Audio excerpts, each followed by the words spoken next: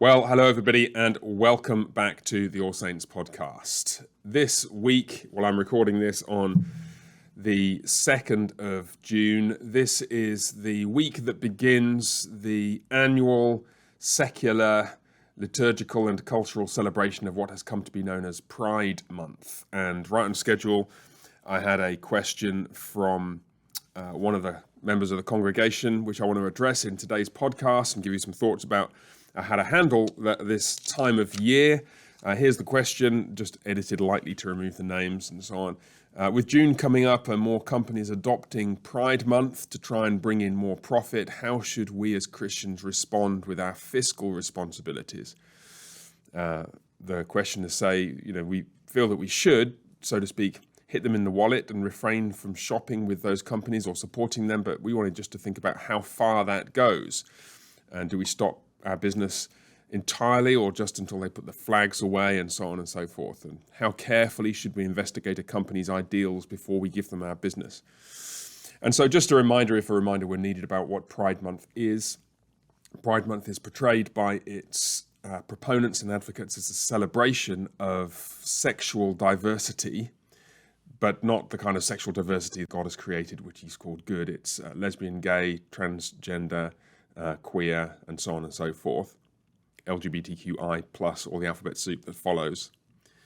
And the lobby has become increasingly strong in the last decade or so, to the point where pretty much every company, if I was just looking at a bunch of company websites for a couple of minutes before recording this, and you notice that companies have now routinely started to adopt the practice of tweaking their logo to include the pride flag as part of their logo. You see Walmart vans driving past and they've got like a new branding on the side with a rainbow flag. And one or two fairly well-known examples hit the media recently of clothing stores putting LGBT affirming clothing lines, even for small children, on sale and so on and so forth. So there's a whole bunch of questions that arise. What should we as Christians do as we're seeking to engage wisely and in a godly way with an economic marketplace that features economic actors who are not just coming from a different standpoint than us, but are actually setting forth a vision of life which is not only sinful, but actually really destructive, even of the people whom it professes to support and help. And we might, with some justification, be concerned about the impact of this cultural movement on our children and others whom we care for, and so on and so forth. So what should we do? What should we do? Well, I want to highlight a few different things just to kind of work through this issue. I have no ambitions to give a totally comprehensive response to all the different ways in which Christians should think about this, but I do want to say a number of different things, and I hope it will at least give you some background to how we should think about this Christianly, and also some practical guidelines, a little dose of realism, as well as some practical things that we could at least do. So first thing I want to commend to you is the sermon, which by the time you are hearing this in the week beginning Sunday the 4th of June, by the time you hear this, it will be the sermon that was preached at All Saints on the previous Sunday by Pastor Shaw, who is beginning a new series on the book of Jonah. And he and I have been talking about that book and about the message of it and about the message of the first chapter in particular. And I want to commend to you what he says on Sunday, or what by the time you read this he said on Sunday, because there's a temptation. I'm not here wanting to re-preach the sermon that as I record this, Pastor Shaw hasn't even preached yet, but just to recall briefly the substance of that message. There is a temptation to think of a response entirely in terms of, this is a worldview that we're opposed to, we must fight against it, leading to a degree of hostility to those people who are propounding it. And of course, there is biblical grounds for that response. There are psalms written specifically for the purpose of giving us words to say when we're lost for words in prayer about what should we say concerning those who have made themselves enemies of the living God and of his people by advocating such destructive and sinful lifestyles. Of course, that kind of outrage and even anger has a place in a Christian response to cultural movements such as this. But Pastor Shaw has rightly noted that the book of Jonah calls attention to another element of our response, which at least ought to feature in the emotional and psychological and prayer profile of how we think about the people who are involved in gay pride, or it's just called Pride Month now, isn't it? Because it's much broader than just the gay movement. And that is compassion, pity, a desire to see people saved. The Lord doesn't want people to perish. He'd much rather that they came to repentance. And the book of Jonah, above all else, is given to us to highlight the Lord's compassion, even for sinful and wicked people whose sin and evil has reached ruinous and destructive heights. So I do want to commend to you that sermon. If you've not heard it, please go back. Please do go and listen to it. If you were around on Sunday, if you're at All Saints, you would have heard it. You might want to go and think about it again or listen to it again, because whatever we say about a response which is designed to oppose this movement as a whole, I think particularly when we're thinking about individual people whom we might have relational and personal contact with, it becomes supremely important to make sure that we combine that responsive opposition to those who are hostile to us with a genuine appeal to repentance and to people to experience the compassion and grace of God and to be transformed by confessing their sin and repenting of it and turning to Christ. So that's the first thing. Go and listen to Pastor Shaw's sermon again, or just reflect on it if you've already heard it, and consider, are there ways in which we have missed that? And at least it needs to form part of the temperamental and emotional background that we bring to this question. That's the first thing. All right, second, I want to offer a note of reassurance. Sometimes questions like this one, and there was a couple at church who emailed me this question a few days ago. Sometimes questions like this come from a genuine concern that we ourselves might be guilty in some sense of what is sometimes even called guilt by association, being sinfully involved with companies and individuals and organizations that as a massive part of their headline in the public square are propounding such an anti-Christian worldview and way of life. And I want to give you some reassurance here. This is an ethical question of some complexity, but just to try and simplify a little bit, there is actually no such thing as guilt by association. We don't become guilty merely by the abstract action of being associated with somebody who is doing something sinful. We become guilty by doing things which are themselves sinful. Can you see the difference? Sometimes the idea of guilt by association is employed very, very vaguely, so that if you happen to be shopping at Walmart and there's a gay pride flag, which there will be somewhere, and clothing somewhere in their stores, somewhere in the country, designed to propound that message, even for small children, you might feel or might be accused of being guilty by associating somehow with them. And I want to say the mere act of associating with somebody who is sinful does not make you sinful. Otherwise, how could Jesus have associated with people who are sinful? And so you see this readily in the implications of this, actually, if you think about how modern economies work.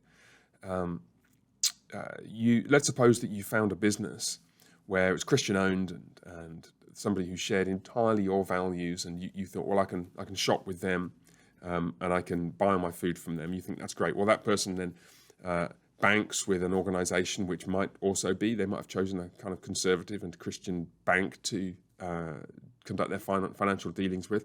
But that bank is invested in a whole portfolio of things directly and indirectly. And at some point down the massively interconnected chain of how everyone spends their money on different things and invests it in different places, somehow or other, that money which you paid to that business at some point is finding its way into everything from Chinese government bonds to the most woke and LGBTQ XYZ aware companies that are seeking actively to oppose the gospel and to propound a very destructive ideological message throughout the society which we love. So, in other words, we cannot sequester ourselves entirely from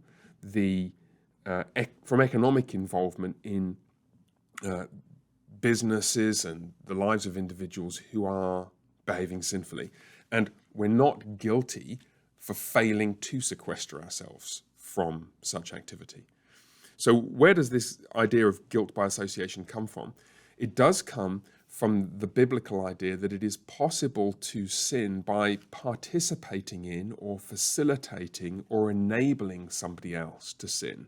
So just to give you a couple of other points on this spectrum, it's a very different thing to go and spend $50 on groceries at a Christian store, Christian-owned store, which eventually somewhere down the line that money ends up invested in places that you'd rather it weren't. It's a very different thing than to go and give money directly to an organization that you know actively supports those toxic and ungodly ideologies. And really what's happening is there's a spectrum or a series of spectra between those two opposite ends of the spectrum, if you like, where the degree of involvement that we have with people who are acting in an ungodly way varies along that spectrum. And the reality is we are not facilitating in any meaningful way or participating in any meaningful way with somebody's sinful actions merely by even shopping at a place like Walmart. It doesn't really make a difference. It's not something whereby we incur guilt because if it weren't for us, they couldn't do what they're doing. Now imagine the limiting situation.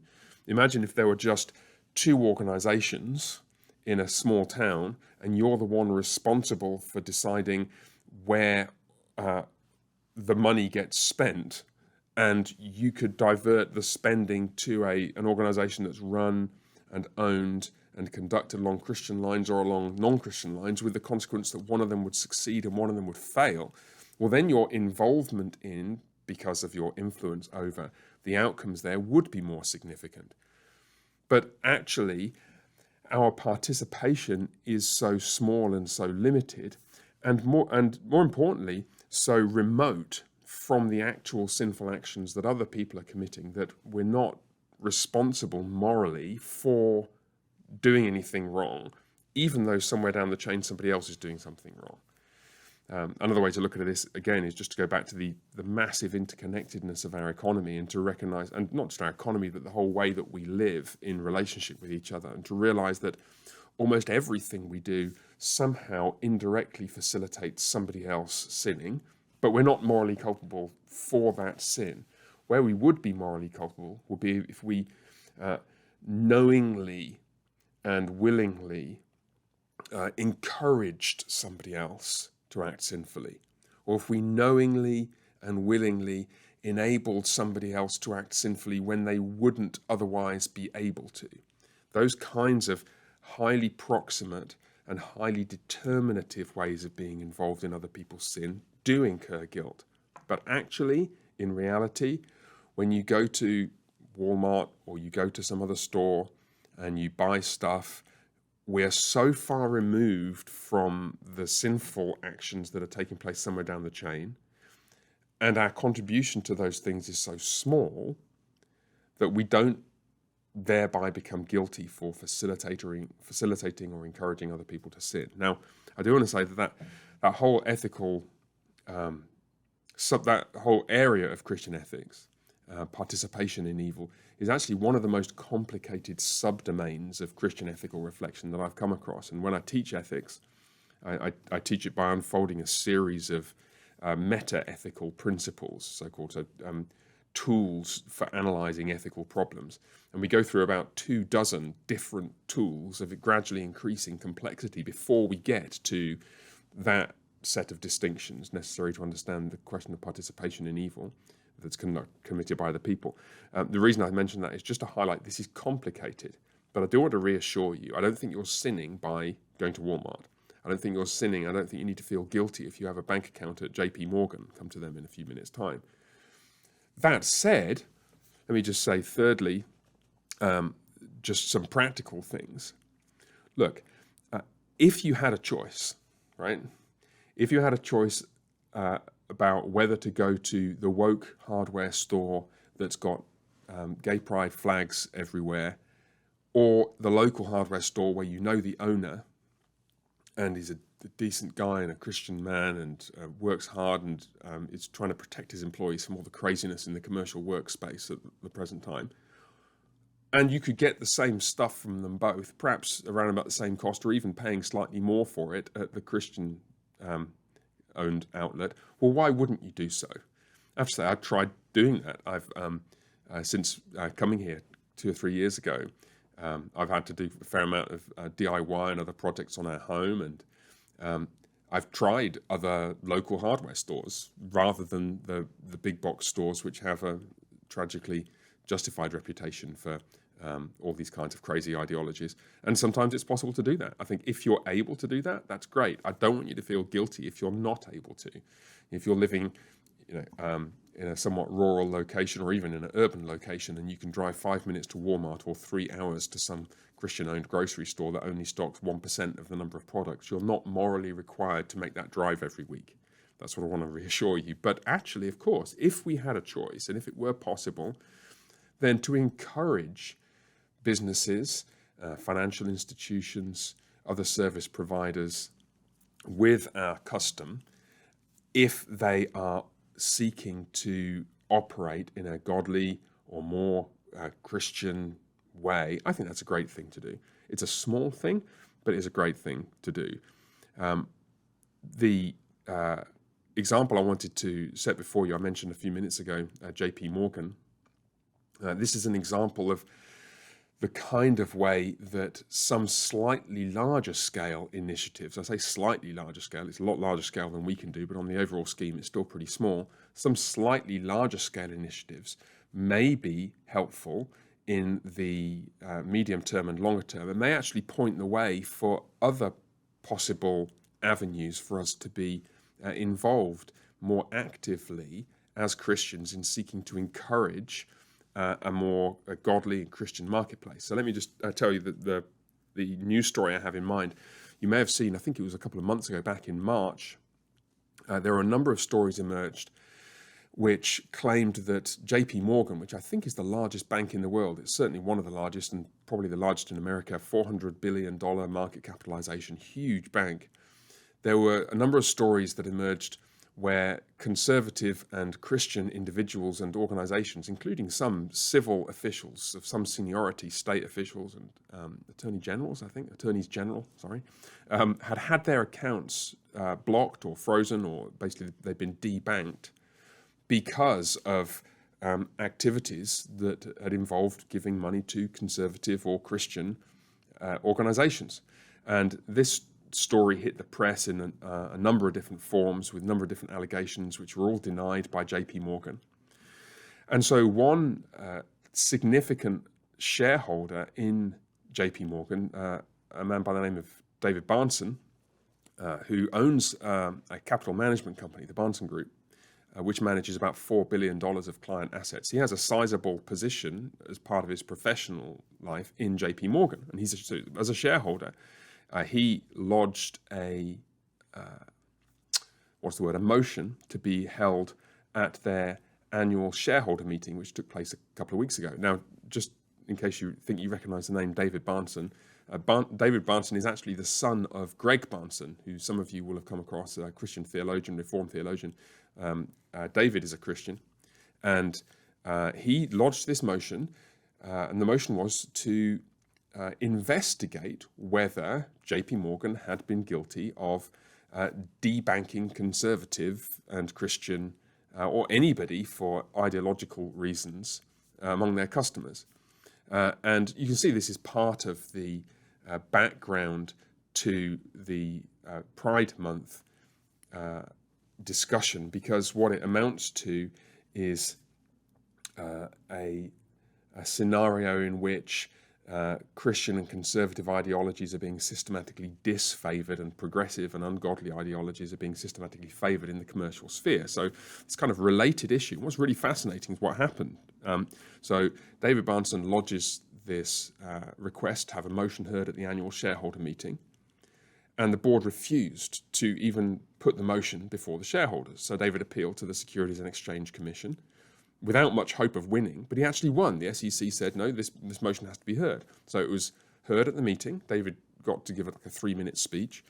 And the motion obviously failed because the board opposed it and enough other shareholders opposed it. Just to put things in perspective, I'm looking at the portfolio size. I'm guessing that the Barnes Group probably has about $100 million in assets in JP Morgan shares out of $400 billion capitalization. So it's 0.025% or something. It's a tiny, tiny, tiny fraction of that massive company. But it was enough to get this story into the Wall Street Journal and the New York Times and other mainstream media outlets. So even though the motion failed, so there's not going to be some investigation internally within JP Morgan to discover whether Christians and conservatives have been systematically disfavored, you can bet that Jamie Dimon, the CEO, is now rapping on the knuckles anybody who has acted in that way. And it was probably just local activist branch managers who just saw it as their role to take a stand against what they regard as these evil Christians or these evil conservatives who are among their customers. In other words, what's happened is that just this small shareholding, $100 million, small shareholding in a massive company has been enough to do something to shake the landscape a little bit, because the last thing that the board of JP Morgan wants is to be constantly in the conservative and Christian news media for being the bank that's opposed to Christians and conservatives. They just want to do banking mostly. And that highlights another couple of issues. Firstly, it is possible, even for small, relatively small, groups of people, small shareholders, to have an impact which is surprisingly large, provided they do it in a kind of sane and meaningful and thoughtful way.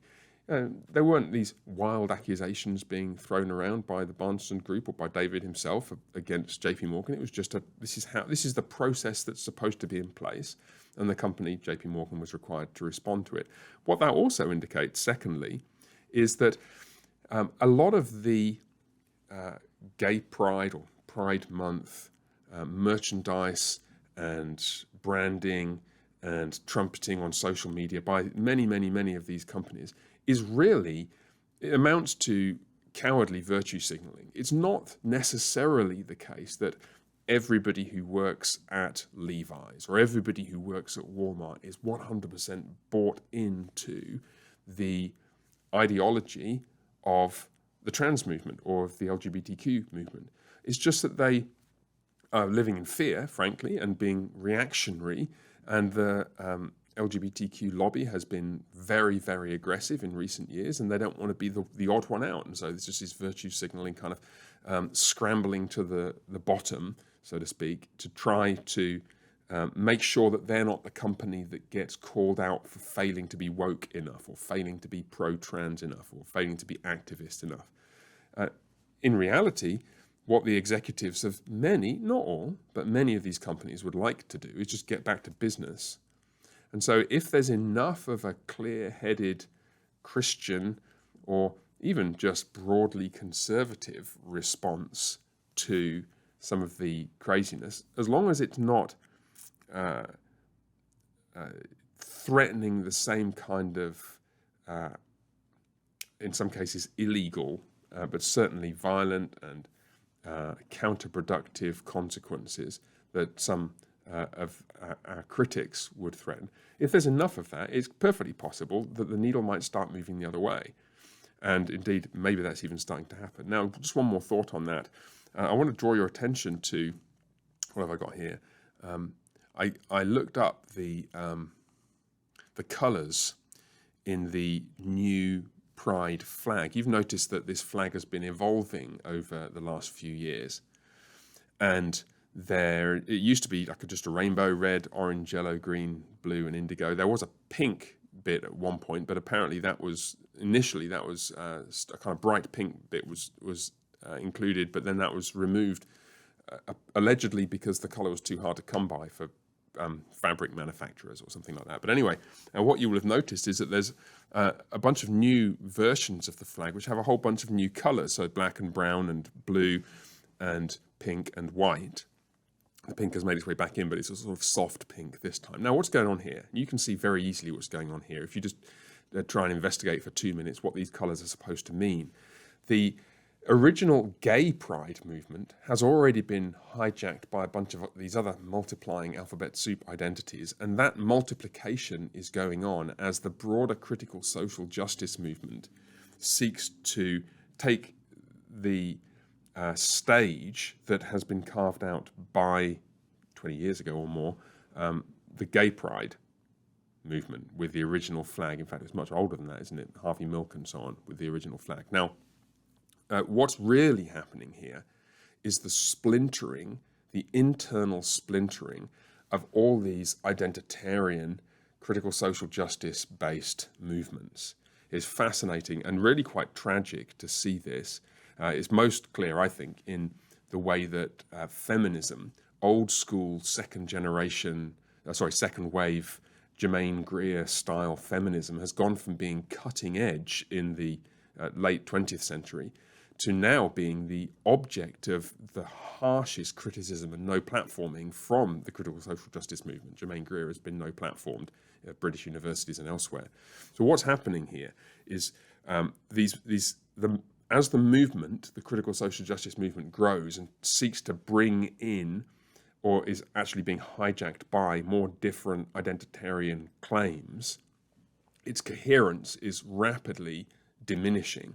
And one of the perspectives that we ought to bear in mind as we're thinking about this is the long-term perspective, within which this will be just seen as another anti-Christian, un-Christian blip on the gradual progress of history, whereby Christ is subduing the nations of the world and Christ is causing his kingdom to expand and the gospel is growing and more people are being drawn to faith in him, with the usual ups and downs throughout history, ups and downs sometimes lasting decades or generations or more. But what we shouldn't think is, goodness, we're on the back foot all the time. No, we're on the front foot all the time. And the gates of hell will not stand against the growth of the church, and the gates are defensive fortifications. It is the secular, ungodly, unbelieving world that's on the back foot, not us. And one of the ways in which this particular victory is likely to be won, probably in a couple of generations' time, but maybe sooner than that, is by the complete internal implosion of this incoherent set of ideologies which are increasingly fighting against each other. So the fact that the red, orange, yellow, green, blue, indigo has now been complemented, so to speak, by black, brown, blue, pink, and white. We'll have another bunch of colours next year. It'll just keep growing, and keep splintering. And in that context, one of the most critical things we need to remember is we're in this for the long haul. We are seeking to play our tiny, tiny part in the progress of the growth of a kingdom which will take 1,000 generations at least for God to show his kindness to the people whom he's made. And we haven't had 1,000 generations since Pentecost yet, so we're nowhere near the point of the end game. We want to be in this for the long haul, not panicking over short-term ups and downs, even if those quote-unquote short-term ups and downs take the rest of most of our lives. We need a sense of confidence in building for the long term and in continuing to live faithfully and to do those things which will cause the gospel to flourish and our families and children and grandchildren and our churches to flourish for many generations to come, which is just a steady, daily faithfulness and godliness and living godly lives and seeking to welcome people, including people who have been so confused by this ideology, to bow the knee before the Lord Jesus Christ. On which note, I think that's enough. I hope that's been somewhat helpful in giving you some thoughts about how to respond to this movement. And if you have any other questions about it, obviously give me a shout. By the time you hear this, we will have had Pastor Shaw's sermon and possibly a discussion in forum about all that as well. And I hope that will have been helpful. And all three of us, your pastors, Pastor Neil, Pastor Shaw, and myself, are always here if you want to talk. And if you want to ask any questions specifically of me for inclusion on the podcast, give me a shout, send me an email. Otherwise, God bless and see you next time. Bye for now.